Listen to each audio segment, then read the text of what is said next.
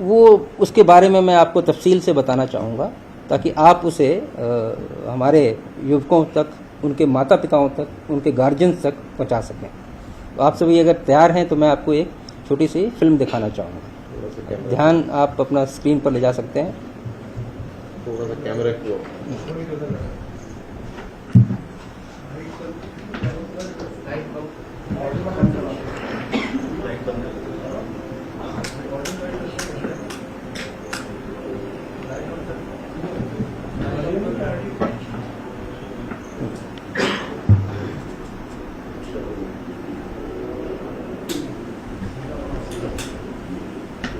Volume करना चाहिए। Audio कर दी।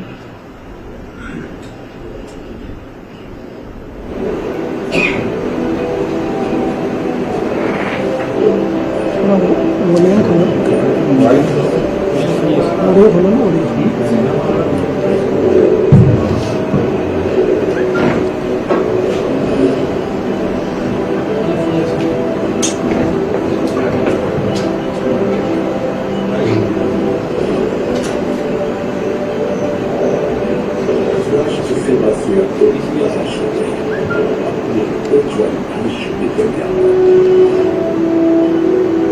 वॉल्यूम बढ़ा सकते हैं। माइक को सामने नए दो शब्दों का हासिल मिलेगी देश को उन सशक्त आत्मनिर्भर भारत की सौगात।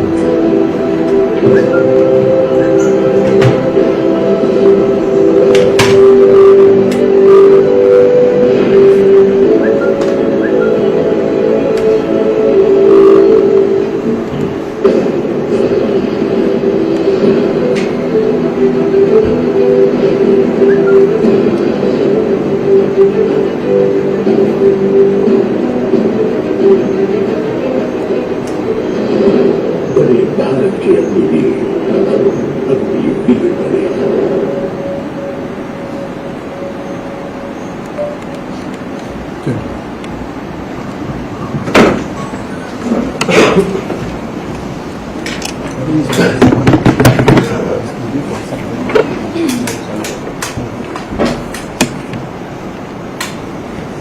जैसा कि आपने इस छोटी सी फिल्म में देखा, इसमें 3-4 चीज़ें आपको बिल्कुल साफ नजर आई होंगी। पहली बात कि एक एडवेंचर, एक रोमांच जो एक वर्दी का होता है वो साफ नज़र आता है।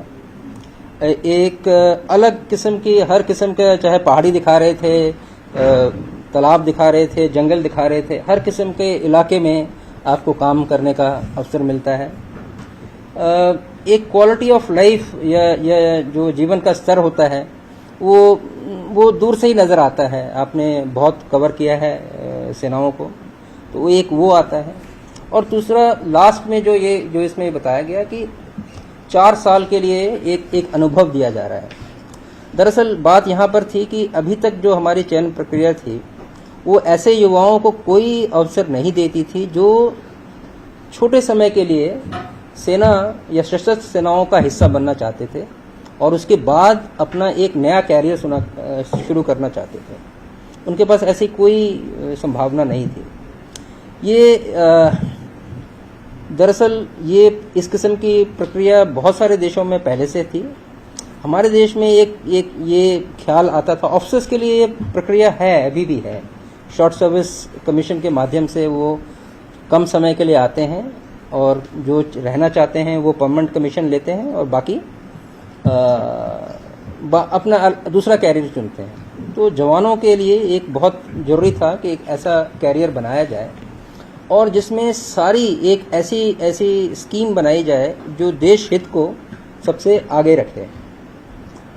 इसकी तैयारी पिछले तकरीबन 2 सालों से चल रही थी। तो ये जो स्कीम आपके सामने है ये बहुत सोच समझकर लाई गई स्कीम है।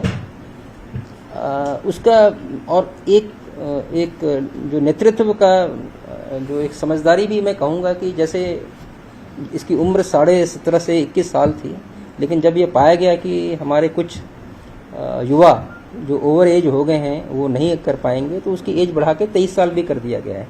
यानी कि सरकार और सेना जागरूक है they are aware, they are conscious of the fact that जो यूथ के एस्पिरेशंस हैं उसको कैसे मीट किया जाए।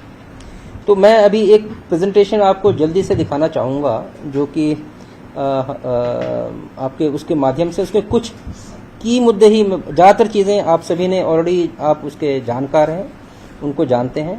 तो मैं चाहूँगा अपना ध्यान अगर इस प्रेजेंटेशन की तरफ ले जाएं थोड़ी देर के लिए, तो मैं अगले 5 मिनट में इसके सिर्फ मेन मुद्दे आपके सामने रखूँगा। मैं चाहूँगा कि अगर वो आपके माध्यम से आपके युवाओं तक, हमारे युवाओं तक पहुँच सकें। एक बार चाहूँगा कि मैं अपना ध्यान इस प्रेजेंटेशन की तरफ ले जाएं। ये अंग्रेजी में है लेकिन मैं इसके I will cover both the aspects both in English and Hindi for better understanding. Next, ये अग्निपथ स्कीम के बारे में इसका मेन इसका विजन ऑफ कोर्स ये था कि एक समावेशी, इंटीग्रेटेड और ट्रांसफॉर्मेशनल यानी कि आमूल परिवर्तन करने वाला एक स्कीम लाया जाए। नेक्स्ट, तो क्या है इसमें कि एक इनिशिएट क्या कर रहे हैं हम, एक प्रक्रिया है ऐसी जिससे कि हम यूथ को इनवाइट कर रहे हैं। वो जो यूथ हमारे पास आता है वो इवॉल्व हो रहा है और इवॉल्व होके वो या तो सैनिक बन रहा है परमानेंट, या फिर एक डिसिप्लिन्ड यूथ बन रहा है जो देश की सेवा या देश का काम आगे कर सकता है। नेक्स्ट, बैकग्राउंड क्या था? बैकग्राउंड ये था कि बहुत सारे युवाओं में देश की सेवा वर्दी पहनकर करने की एक चाहत थी। साथ ही वो उनके साथ ये भी था कि वो एक देश की सेवा की करके उनसे बेहतर काम सीखकर वो दूसरे कैरियर में जाना चाहते हैं। सेना को साथ साथ एक अब आने वाले वॉरफेयर में, जैसे पता चला है आप सभी को, आप लोग वॉरफेयर को कवर कर रहे हैं, आपने रशिया यूक्रेन वॉरफेयर भी देखा है। एक सैनिक को अभी टेक इनेबल्ड होना चाहिए, टेक सेवी होना चाहिए, उसको साइंस और टेक्नोलॉजी की अच्छी जानकारी चाहिए। सिर्फ मेहनत, ताकत और बल पर ही सारी लड़ाइयाँ नहीं जीती जा सकती। उसके बाद ये भी है कि देश को बहुत सारे, और ख़ास तौर पर जो एक बात और उभरी वो ये कि देश के हर कोने से हमें सैनिक मिलने चाहिए। अभी की जो चयन प्रक्रिया थी वो कुछ राज्यों में ज़्यादा सैनिक हो जाते थे और कुछ जगह से रिप्रेजेंटेशन बहुत कम होता था, ख़ासतौर पर सेना में। तो ये भी एक सोच रही कि हमारा जो पैन इंडिया रिप्रेजेंटेशन है वो ज़्यादा से ज़्यादा हो, तो इसलिए ये स्कीम लाई गई। और आखिर में ये जरूर था कि इसमें एक स्किल्ड यूथ, क्योंकि जब वो 4 साल रहेगा, वो सेना में रहेगा तो अच्छा करेगा, लेकिन अगर सेना के बाहर भी जाएगा तो वो स्किल्ड यूथ है।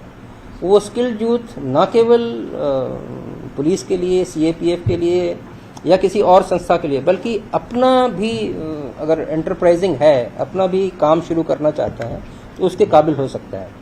नेक्स्ट, तो एडवांटेजेस 3 हैं इसमें देखा जाए तो 3 एडवांटेज। पहला एडवांटेज क्या है कि आर्म फोर्सेस को क्या मिल रहा है, जैसे मैंने बताया कि एक पैन इंडिया ज़्यादा क्वालिफाइड, क्योंकि एक सिलेक्शन प्रोसेस पूरी इंडिया का होगा, तो एक बेहतरीन सैनिक मिल रहा है। जो पर्टिकुलर सैनिक है उसके पास दोनों ऑप्शन मिल रहे हैं उसको, कि वो एक कैरियर बनाना चाहता है या उसे अगले कहीं और जाना है, और देश को एक स्किल्ड यूथ मिल रहा है। तो तीनों एक तरह से विन विन सिचुएशन है अगर इसको ठीक से समझा जाए तो। आगे नेक्स्ट, तो ये इस स्लाइड में यही बात बताई गई है कि बहुत सारे आर्मीज ने ये इस किस्म का सिस्टम है, लेकिन वो सिस्टम हमने जो बनाया वो इनसे बेहतरीन चीज़ें, बेस्ट प्रैक्टिसेस लेकर अपना अग्निपथ स्कीम बनाया है। इसमें ज़्यादातर जो स्कीम है वो छोटे ट्रेनिंग कराती हैं, 10 हफ्ते की ट्रेनिंग करा के किसी सैनिक को भेज देती हैं, क्योंकि उनमें उनका मकसद ये होता है कि वो किसी तरह से ज़्यादा से ज़्यादा करना चाहता, मैं दूसरा कैरियर शुरू करना चाहता हूँ। तो 25वां पहले जो हम 25% यानी 250 ले रहे थे तो 251 तक चले जाएंगे, ऐसे करके बढ़ते जाएंगे, लेकिन हम मैक्सिमम 25% को रिटेन कर रहे हैं। लेकिन इसमें आप सब एडवांटेज मानिए कि सबसे बड़ा एडवांटेज क्या होगा, ये जो 1000 सैनिक की मैं बात कर रहा हूँ वो तकरीबन एक कंपटीशन की भावना से सभी बेहतरीन काम करेंगे। एक भारतीय प्रणाली में एक कंपटीशन जब होता है आपस में, हमेशा होता है, वो स्कूल में होता है, कॉलेज में होता है, वर्क में होता है, कॉरपोरेट में होता है, सेना में भी होता है, तो वो बेहतरीन काम करेंगे। और उसमें से एक अच्छा, और एक और भी बात बताई गई कि हम इसमें ITI मॉडल से भी तैयार कैंडिडेट्स को देख रहे हैं ताकि वो पहले से ही